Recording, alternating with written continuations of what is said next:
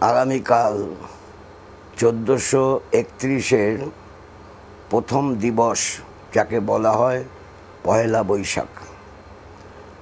এই পয়লা বৈশাখের সঙ্গে যুক্ত হয়ে গেছে সংবিধানের মুখ্য প্রণেতা বি.আর. আম্বেদকরের জন্মদিন।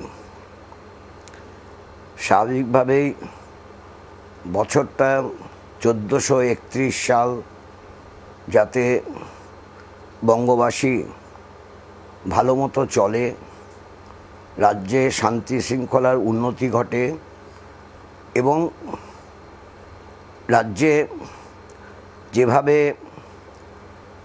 ধর্মীয় আবেশ তৈরি করে ধর্মীয় মেরুকরণের কাজে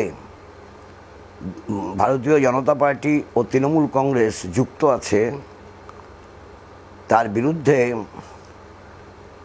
একটা তৃতীয় শক্তির উন্মেষ ঘটানো একান্ত জরুরি। কারণ ধর্মীয় প্রচার আচার আচরণ শুধু ভারতীয় জনতা পার্টি করে তা না,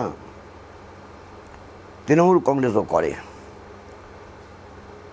তৃণমূল কংগ্রেস এইভাবে বলে যে বিজেপি ওখানে রাম মন্দির করেছে অযোধ্যায়। আরে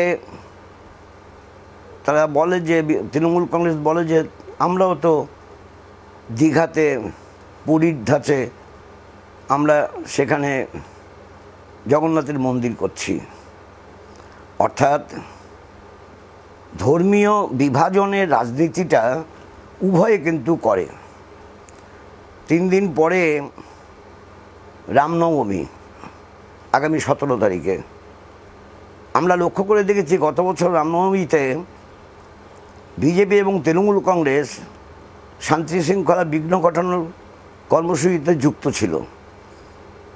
স্বাভাবিকভাবে এই প্রশ্নটা আসে যে একদিকে ধর্মীয় মেরুকরণের বিরুদ্ধে তৃতীয় শক্তির উন্মেষ ঘটানো, অন্যদিকে দেশের সংবিধান আক্রান্ত হচ্ছে, বারে বারে আক্রমণের মুখে পড়ছে। সংবিধানের গণতান্ত্রিক যে সমস্ত ধারাগুলো আছে তাকে বাতিল করার জন্য ক্রমশ বর্তমান কেন্দ্রীয় সরকার এগোতে চাইছে। সেই সময়তে দাঁড়িয়ে